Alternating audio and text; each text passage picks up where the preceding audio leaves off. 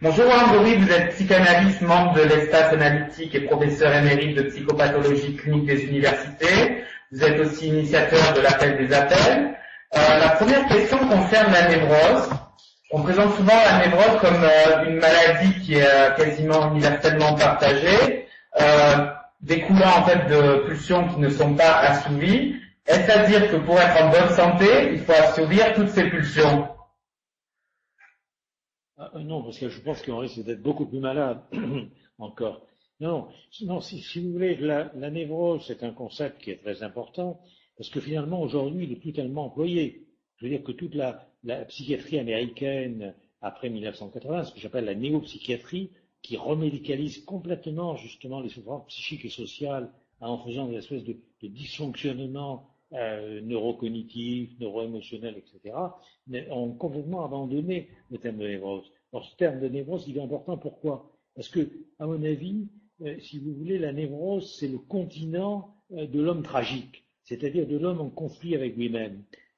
Et je crois que c'est très très important qu'on puisse mettre en évidence que ce que la psychanalyse justement restitue, c'est cette conception d'un homme tragique en conflit avec lui-même, pris dans un conflit, si vous voulez, entre ses désirs et puis ses idéaux, et puis sa morale, et puis la réalité aussi tout bêtement, hein, et aussi, bien sûr, en conflit avec les autres. Et je crois que le travail analytique, c'est ce travail là-dessus, c'est-à-dire ce travail sur le conflit psychique qui peut s'actualiser dans un conflit, pourrait-on dire, avec les autres. Et je crois que je regrette beaucoup qu'aujourd'hui, la psychiatrie retombe dans le champ d'une médecine très vétérinaire et considère finalement tous les symptômes, toutes les expressions des souffrances psychiques et sociales comme étant simplement des troubles du comportement. Et il va de soi qu'il ne s'agit pas du tout, je ne crois pas du tout que l'éthique de la psychanalyse conduise à assouvir toutes ces pulsions, loin de là. Assouvir toutes ces pulsions, c'est plutôt, on va dire, pour faire vite, du registre de la perversion, et encore, parce que dans la perversion, il y a un cadre pervers qui est quelque part régulateur, pourrait-on dire, des pulsions, puisque le pervers ne jouit et ne se satisfait que dans un cadre bien particulier ou sur des objets bien particuliers. Donc, il est limité dans sa jouissance, et pas certainement de la meilleure façon. Donc ce que vous voulez dire, c'est qu'on ne guérit pas finalement des névroses, vu que justement elles sont révélateurs et révélatrices, excusez-moi, de conflits qui sont paradoxaux. On ne guérit pas des névroses. On peut guérir, on peut l'espérer, hein, on peut guérir des souffrances que donne, pourrait-on dire, une organisation névrotique de la personnalité. Ça, c'est pas pareil. Si on a des troubles obsessionnels compulsifs, si on a des somatisations, si on a des phobies, etc., il faut espérer que la psychanalyse ou la psychothérapie puisse permettre, pourrait-on dire, de guérir de ces symptômes, pas simplement de les comprendre, mais de permettre un changement de la personnalité qui rende inutile ces symptômes. C'est finalement ça le truc de la psychanalyse. C'est pas qu'elle va guérir le symptôme, c'est qu'elle va permettre le changement d'une personnalité qui va trouver d'autres moyens, pourrait-on dire, de s'équilibrer, d'autres moyens de se satisfaire. Donc du coup, les symptômes deviennent inutiles.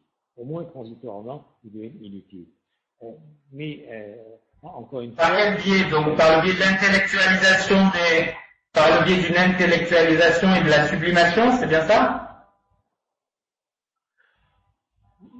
Pas forcément, c'est pareil. La sublimation, ça peut pas être un objectif, ça peut pas être, si vous voulez, une finalité. Pourrait-on dire, sublimer, c'est finalement trouver un moyen, comme un autre d'ailleurs, mais trouver un moyen de satisfaire ces pulsions sans aller jusqu'au bout et jusqu'au but, pour le dire autrement.